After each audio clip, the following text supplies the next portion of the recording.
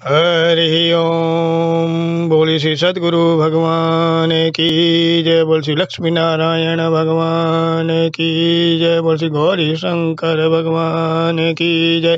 बोल श्री गणपति महाराज की जय।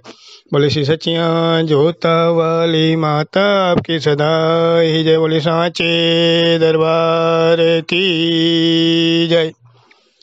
बोले श्री राय दामोदर महाराज की जय।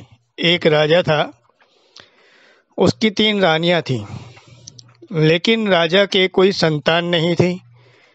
बहुत समय बीता। एक बार एक बिल्ली राजा के महल में आई।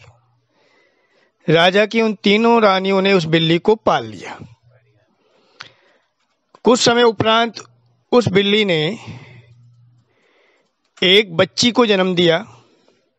रानियों ने राजा के पास संदेशा भेजा कि हे राजा, आपको पुत्री की प्राप्ति हुई है। राजा बड़ा प्रसन्न हुआ।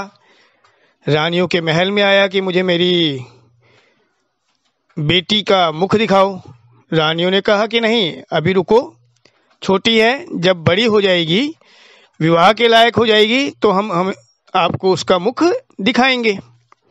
समय बीता, कन्या विवाह के लायक हुई, बिल्ली का बच्चा। तो उन्होंने राजा के पास संदेशा भेजा कि अपनी बेटी के लिए आप सुयोग्य वर की तलाश करें। राजा ने सुयोग्य वर को ढूंढा, विवाह पक्का किया और लड़के वालों ने भी राजा की बात मानकर कन्या को नहीं देखा। विवाह पक्का हो गया। बारात घर के दरवाजे पर पहुंची तो 3 रानियों ने लड़के को पास बुलाकर कहा कि बेटा, हमारा सम्मान अब तुम्हारे हाथ में है। ये वास्तव में बिल्ली का बच्चा है, ये बिल्ली है। अब तुम इससे शादी कर लो, नहीं तो हमारी नाक कट जाएगी। लड़का समझदार था, उसने चुपचाप विवाह करा। विवाह के समय भी उसे ट्रंक के अंदर छुपा कर रखा गया। राजा ने पूछा ऐसा क्यों, तो रानियों ने कहा कि विवाह के उपरांत आप इसका मुख देखना। अब वो लड़का समझदार था, उस ट्रंक को अपने घर ले गया, अपने कमरे में रखा। वहाँ भी उसने किसी को नहीं दिखाया।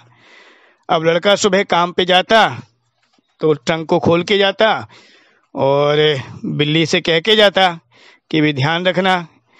आज तक सास ने भी उसे नहीं देखा था। सास मंदिर जाती तो बिल्ली से बाहर से ही कहती कि बहू घर का काम कर लेना। बिल्ली बड़ी समझदार थी, सास जाती तो बहू घर की साफ सफाई करके, चौका चूल्हा करके एकदम सब चीज़ों को व्यवस्थित कर देती थी और फिर ऊपर अटारी पे चढ़ के बैठ जाती जब सास आती तो। ऐसे नित्य प्रति चलता। एक बार राय दामोदर आए। उन्होंने देखा कि बिल्ली बड़ी सुघड़ता के साथ ये कार्य कर रही है। उन्हें बड़ी हैरानी हुई। उन्होंने बिल्ली से पीने के लिए पानी मांगा।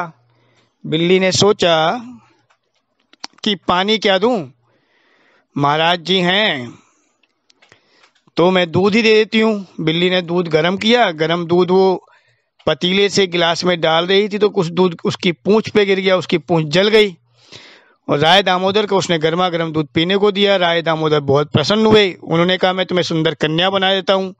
आशीर्वाद देकर उस बिल्ली की बच्ची को सुंदर कन्या बना दिया। अब बिल्ली की बच्ची ने कहा भाई अरे महाराज, आपने ये क्या करा, मेरे पति तो मुझे पहचानेंगे नहीं, उनके सामने तो मैं बिल्ली ही हूँ। तो आप मेरी एक छोटी उंगली बिल्ली की बना के रखिए ताकि मैं उन्हें बता पाऊँ कि मैं बिल्ली ही हूँ जो आपके आशीर्वाद से एक सुंदर कन्या बन गई। अब राय दामोदर ने यही करा और चले गए। यहाँ पर उसने बिल्ली ने जो अब सुंदर कन्या बन गई थी घर का काम किया और जैसी सास आई वो उचक के अटारी पर बैठ गई। अब कुछ समय बाद लड़का आया। लड़के ने देखा कि भाई मेरी पत्नी कहाँ पर है, वो तो बिल्ली थी। वो इतनी सुंदर कन्या को देखकर वो हैरान रहा। तो उसने कन्या ने कहा कि नहीं, मैं ही आपकी पत्नी हूँ, देखो मेरी उंगली बिल्ली की है। इतने में सास भी आ गई। सास ने भी देख ली। सास ने कहा इतनी सुंदर तेरी बहू थी इसलिए तूने छुपा के रखी थी। अब वास्तविकता तो किसी को भी पता नहीं थी। देखिए लड़का भी प्रसन्न हुआ बहुत, उसकी माँ भी बहुत प्रसन्न हुई और वो बिल्ली भी बहुत प्रसन्न हुई और वो पूरा परिवार सुख समृद्धि के साथ रहने लगा।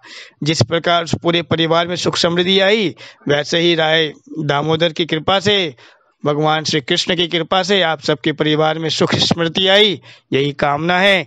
बोले कृष्ण भगवान की जय, बोले राय दामोदर भगवान की जय। हरे नमः, हरे नमः, हरे नमः। बहुत बहुत धन्यवाद।